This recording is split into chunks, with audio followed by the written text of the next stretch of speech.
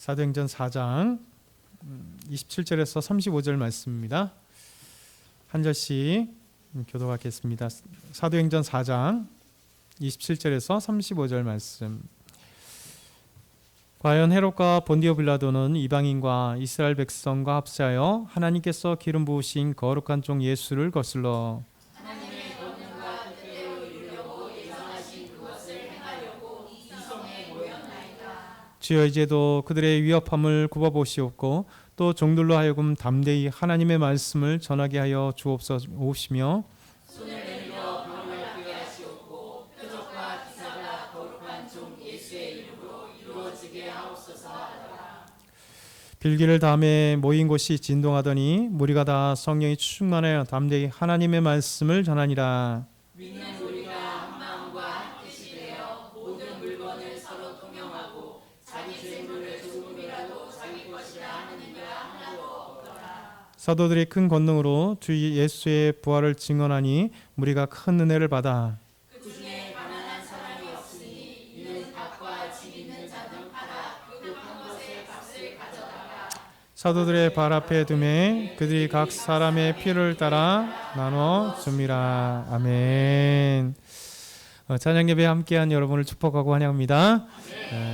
은혜의 자리는 항상 있을 때마다 더 은혜가 됩니다.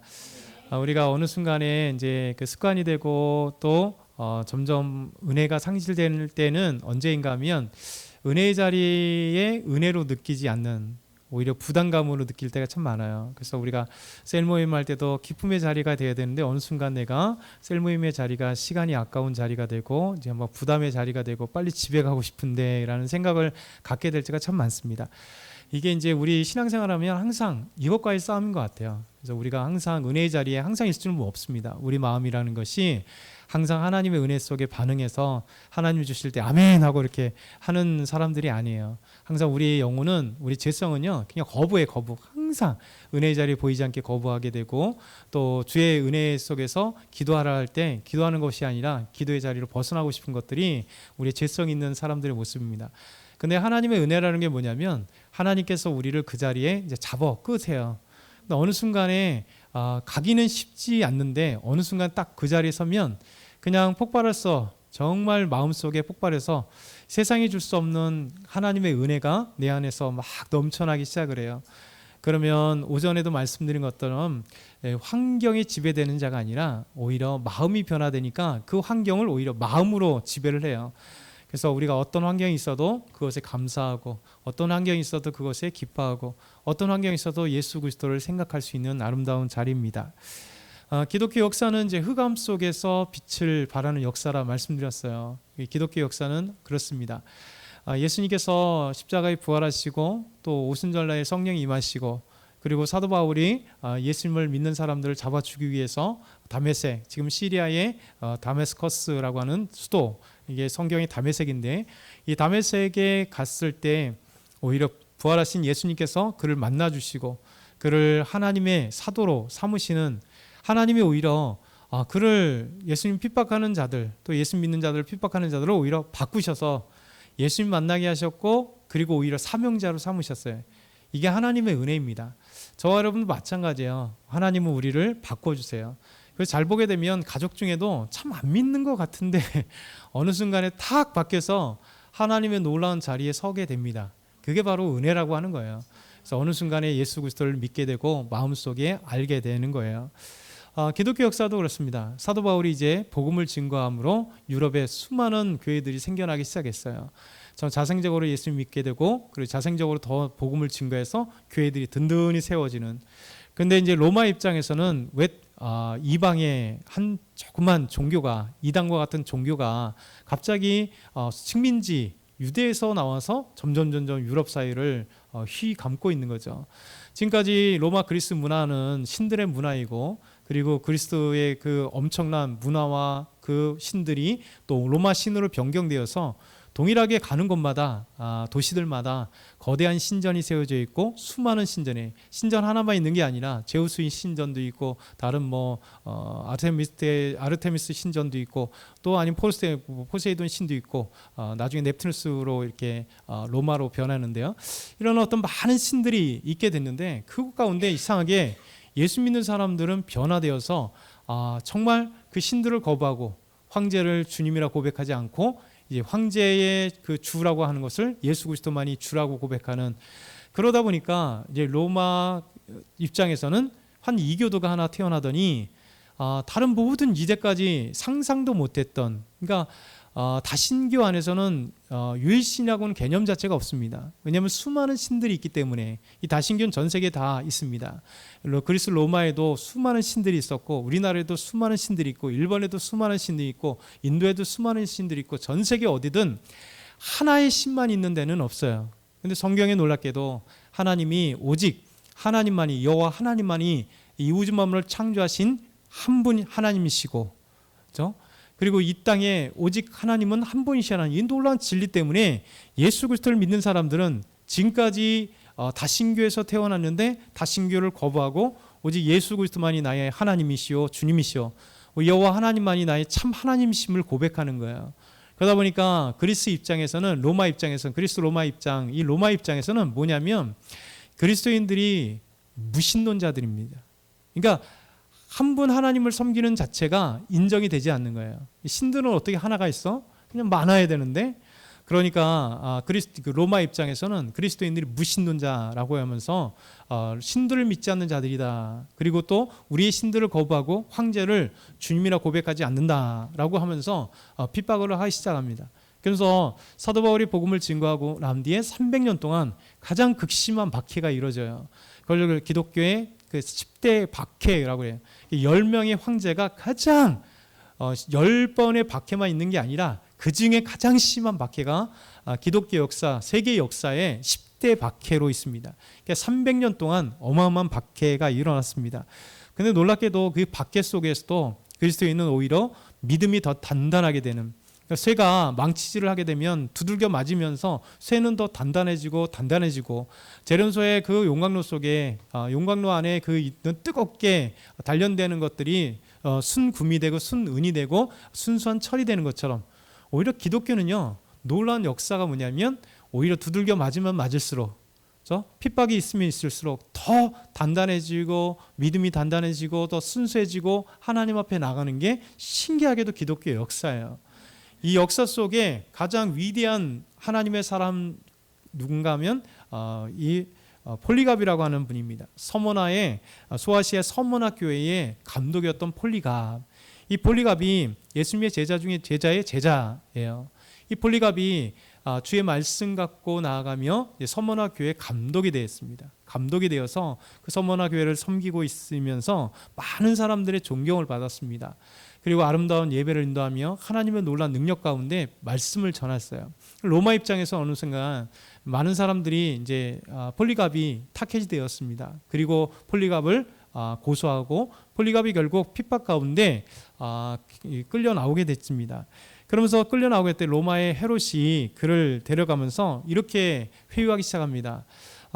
황제이신 로마 황제만이, 가이사만이, 시저만이 우리의 주다, 큐리오스다, 이걸 고백하십시오 라고 얘기했더니 초대교회 믿음의 성도들과 동일하게 이 폴리갑이 아닙니다. 저는 황제를 주라 할 수 없습니다. 나의 주님은 오직 예수 그리스도밖에 없습니다. 이렇게 고백합니다. 그러면서 그를 계속해서 회유하기 시작할 때 나는 당신의 말을 더 이상 듣지 않겠습니다. 그러니까 이 사람이 데리고 와서 폴리갑에게 온갖 욕설을 퍼붓다가 그리고 마차의 병거에 그냥 확 이게 밀쳐가지고 다리가 부러집니다. 놀랍게도 폴리갑이 다리가 부러지는데 아무렇지도 않은 듯이 일어나면서 계속해서 그 회유 가운데서 오직 하나님만을 섬기겠다라고 고백을 하죠. 그러면서 이 폴리갑을 원형 경기장으로 이제 데리고 왔습니다. 이미 원형 경기장에는 수많은 로마 사람들과 그리고 일부의 유대인들이 예수 믿는 이 폴리갑이 잡혀온다는 얘기를 듣고 거기에 모였습니다. 그럴 때 놀라운 기적이 하나 일어나죠. 하늘에서부터 음성이 들려올 때 폴리갑에게 이렇게 이야기합니다. 오 폴리갑이여, 강하고 남자답게 담대하라. 이런 하나님의 음성이 들려왔어요. 폴리갑을 원형경기장으로 끌고 들어갈 때 이제 원형경기장에서 집정관, 로마의 집정관이 계속해서 또 폴리갑에 다가와서 이렇게 얘기합니다. 그리스도를 부인하라. 그러면서 이런 말을 합니다. 내 나이를 좀 생각하라. 황제의 이름으로 맹세하라. 회개하고 무신론자들은, 곧 그리스도인이라고 얘기했습니다. 무신론자들은 물러가라고 외치라. 맹세하라. 그리스도를 욕하라. 그리하면 그대를 자유를 얻게 하리라. 그러니까 결국 그리스도를 거부하라는 거예요. 그리스도를 거부하고 그리스도인들 향해 물러가라고 얘기하고, 나는 황제를 섬기겠다라고 얘기해라. 네 나이가 너무 많지 않느냐라고 얘기합니다. 그때 폴리갑이 유명한 말을 또 합니다. 내가 86년 동안 그분을 섬겨왔지만 그분은 내게 절대로 해를 입히신 일이 없습니다. 그런데 내가 어떻게 나의 왕이요 나의 구주이신 그분을 욕할 수 있겠습니까? 그러니까 86세가 된 거예요. 86년 동안 우리 하나님은 한 번도 나에게 해를 입히신 적 없고, 나를 거부하신 일이 없고, 나를 지켜주셨는데 내가 어떻게 주님을 거부하겠습니까? 라고 얘기하는 거예요. 그러면서 계속해서 집정관은 황제의 이름으로 맹세하라고 폴리갑을 압박합니다. 그때 폴리갑이 이렇게 얘기합니다. 당신이 내가 누구인지 어떤 사람인지 알지 못하는 체하면서 나에게 황제의 이름으로 맹세하라고 자꾸 재촉하는데, 내가 똑똑히 이야기할 테니 잘 들으시오. 나는 그리스도인입니다. 기독교 교리에 대해 배우기를 원한다면 나를 하루만 정하시오. 그러면 내가 가르쳐 드리겠습니다. 오히려 집정관을 향해서 난 그리스도인입니다. 당신이 기독교 진리를 알기를 원하면 한 날을 정해달라. 내가 당신에게 기독교 진리에 대해서 가르쳐 주겠다라고 얘기합니다. 그래서 집정관은 폴리갑에게 또 말합니다.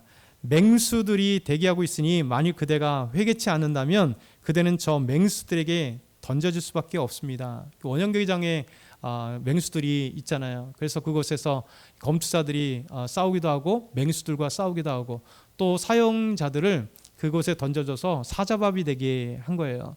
그러다 보니까 이 집정관은 그 얘기를 하는 겁니다. 지금 사자가, 저 맹수가 당신을 기다리고 있다.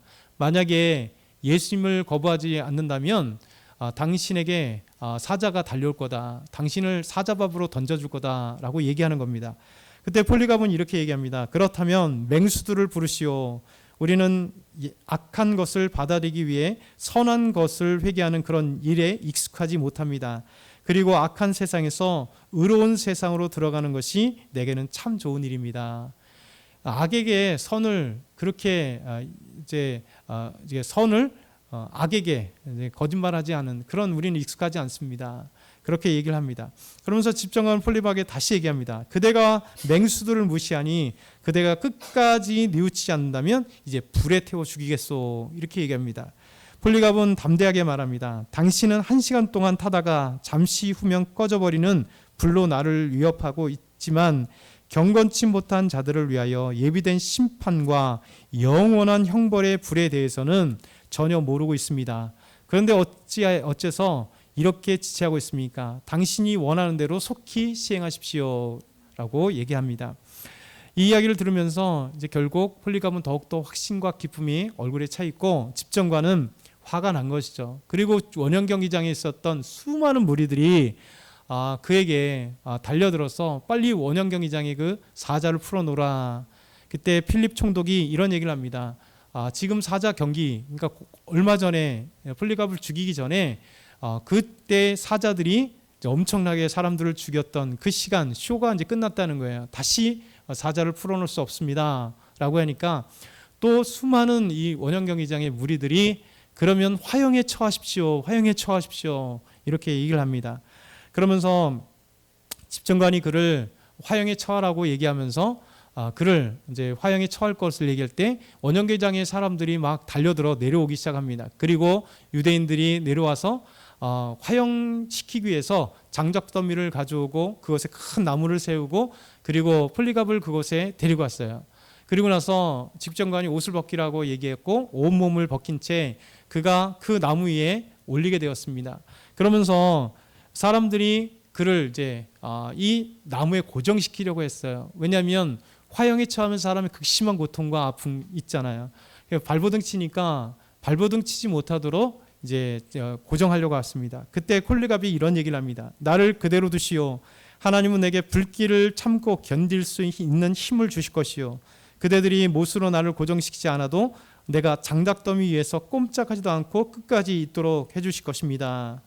군중들이 폴리갑을 고정시키지 않았습니다. 그리고 폴리갑은 그때 하나님께 이렇게 기도했습니다. 오 전능하신 주 하나님이여, 주의 사랑하는 아들 예수 그리스도의 아버지시여, 주께서 저를 오늘 이 시간을 위해 합당한 자로 여기시고 그리스도의 잔을 함께 마시고 수많은 주의 순교자들의 반열에 들어가게 해주시고 또한 성령의 능력으로 썩지 않고 영원한 생명의 부활을 기다리게 해주시니 참으로 감사합나이다.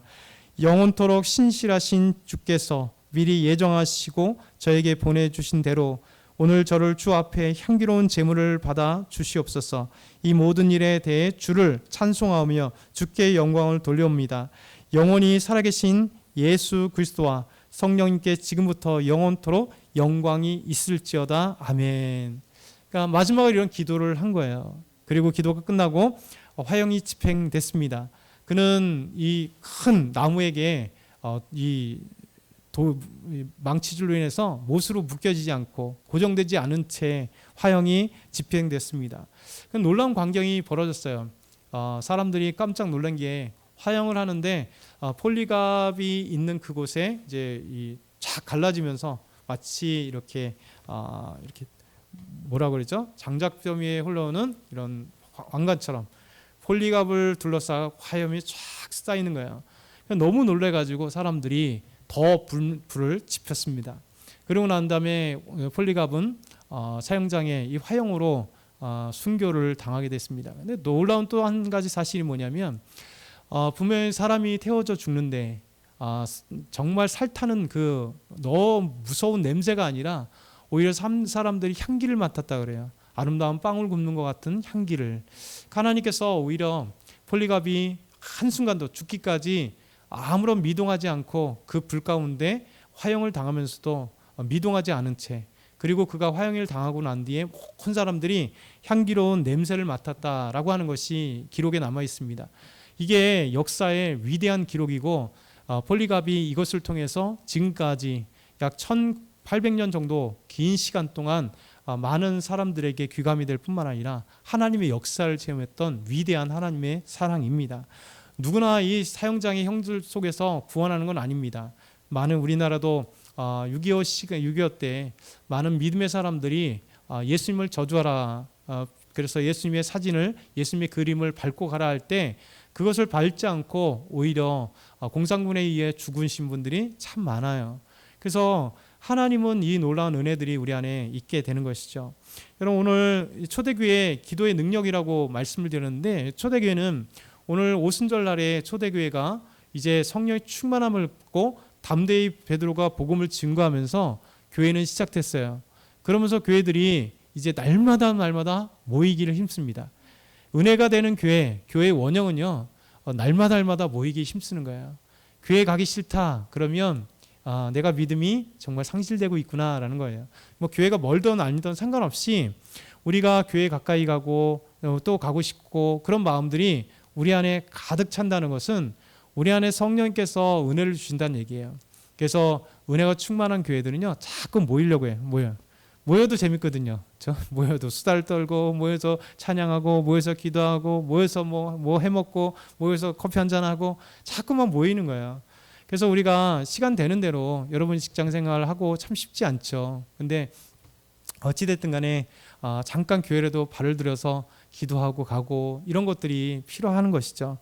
그래서 초대교회는요, 교회 모이기를 힘썼어요. 한 장소에 모여서 함께 모여서 찬양하고 기도하고 정말 하나님의 말씀을 듣고 교제하고, 그러면서 오늘 4장에 걸쳐 다시 4장으로 넘어가서 초대교회의 아름다운 모습이 그들이 모여서 함께 간절히 기도하는 내용이 오늘 본문의 내용입니다. 그는 이렇게 기도해요. 과연 헤롯과 본디오 빌라도는 이방인과 이스라엘 백성과 합세하여 하나님께서 기름 부으신 거룩한 종 예수를 거슬러 하나님의 권능과 뜻대로 이루시려고. 헤롯과 본디오 빌라도와 많은 사람들이 예수님을 죽였어요. 근데 이것이 하나님이 예언하신 아름다운 구원자이신 메시아인데 그 예수 그리스도를 죽였대요. 거슬렀대요. 그런데 놀라운 것이 그 다음에 이것이 하나님의 권능과 뜻대로 이루어졌다. 여러분, 하나님의 계획대로죠. 이 땅 가운데 우리를 구원하시기 위하여 예수님 십자가에 죽게 부활하시는, 이게 놀라운 큰 틀에서 보면 이들은 죄악 가운데 그들의 예수님을 믿지 못하고 예수님을 거부한 가운데 십자가에 죽였으나 하나님의 큰 틀은 오히려 그 악인들조차도 하나님의 그 계획 안에 두게 하셔서 그들은 악인의 동에서 자기의 죄로 인하여 벌을 받을 거예요. 근데 하나님은 선도 악도 다 하나님의 큰 틀의 위대한 계획 가운데 사용하세요. 그래서 세상을 움직이시는 거예요. 그래서 하나님께서 그들을 함께 하심으로 하나님의 선한 일, 메시아의 그 십자가에 죽고 부활하시는 놀란 일이 있다. 예정하신 그것을 행하시려고 이 성에 모였습니다. 주여, 이제도 그들의 위협함을 굽어보시고, 지금도 수많은 초대교회가 예루살렘에서 유대인들의 그 핍박과 그리고 그들을 죽이려고 하는 그 시선과 그들의 군인들과 그런 음모들이 많았어요. 그런데도 불구하고 종들은 지금 기도합니다. 첫 번째 기도하는 게 뭐냐? 29절, 담대히 하나님의 말씀을 전하게 하여 주십시오. 이게 믿음의 사람들의 첫 번째 기도예요. 하나님, 성령 충만할 때 베드로가 담대히 주의 복음을 증거한 것처럼 하나님, 내가 하나님의 말씀을 증거하길 원합니다. 이거는 내가 하는 게 아니에요. 우리 안에 성령님께서 가득하시면요, 성령 충만하면 하나님 말씀 때문에 너무 기뻐요. 하나님 말씀을 전하고 않고는 살 수가 없는 거예요. 예수 그리스도를 전하지 않고는 살 수가 없어요. 왜? 내가 너무나 즐거운데, 나를 행복하게 하시는 주님, 나를 구원하신 주님, 나를 어려운 가운데 도와주시고 인도하시고 지켜주시는 나의 주님을 만난 사람은요, 정말 전하지 않겠어요? 전해요. 우리가 유명한 배우 한번 만나도, 와, 내가 배우를 만났어. 옛날 사람이죠. 송혜교를 내가 만났어. 얼마 전에 이렇게 유명을 달리한 그 이성균을 만났어. 이렇게 그 사람들 만나도 그 기쁨 때문에 막 얘기하잖아요. 하다못해 걸그룹을 만났으면 애들은 막 미쳐 난리 뛰지 않겠어요? 와! 그렇잖아요.